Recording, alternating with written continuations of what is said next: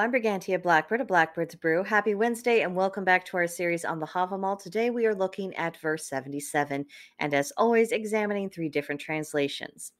The first reads, "Cattle die and kinsmen die, thyself too soon must die, but one thing never I ween will die, the doom on each one dead." That is Olive Bray. Second translation, "Cattle die, kindred die, every man is mortal, but I know one thing that never dies, the glory of the great dead." That's W.H. Auden and P.B. Taylor. And our final translation comes from the Cowboy Havamal. "Cows die, friends and family die. You will die just the same way. The only thing that won't die is what folks say about you when you're dead." And that's Dr. Jackson Crawford. So, as this verse takes great pains to remind us, death is inevitable. But what remains is the memory we leave behind. And what that memory consists of is something that we do have influence over, how we conduct ourselves on a daily basis, as well as what we do in extraordinary circumstances. That becomes our own personal contribution to the saga of our families. It's kind of sobering when we look at ourselves and we think, what is it that people would think of when remembering us? I mean, we're not usually out there slaying dragons or climbing huge mountains or living this big dramatic life in the public eye. And I think what's at the core of some of the insecurities associated with that is the common affliction we see on social media. I'm so special-itis. But I don't think that it's actually necessary to have a larger-than-life existence in order to create an honorable legacy.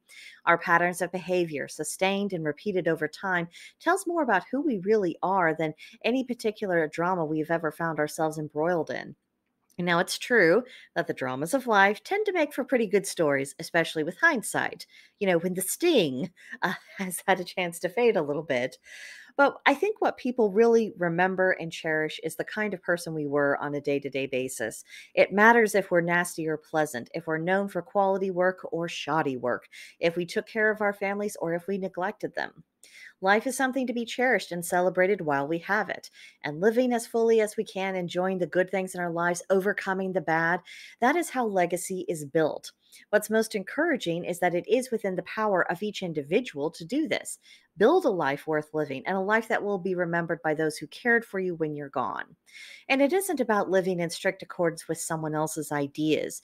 It's about living a life that we're not ashamed of, acting in accordance with sincerely held values, knowing that we chose to embrace those values and we weren't merely, going along with what other people told us was important. Now, of course, introspection on the subjects of values isn't enough. It must be put into practice. Hypocrisy and insincerity is a tiresome plague in the age of social media. People say all sorts of things without bothering to follow through with actions, and eventually they are revealed for what they are. But it is the people who have unified word and deed that are most likely to be remembered with favor. Whether or not anyone who survives us has cause to do so, well, that's very much within our power, and we make choices every day that will determine exactly how that one goes.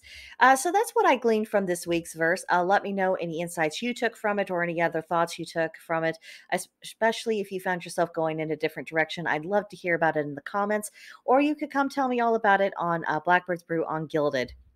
Link in the description box to join us, and I really do hope to see you soon. I'd love to have a conversation with you.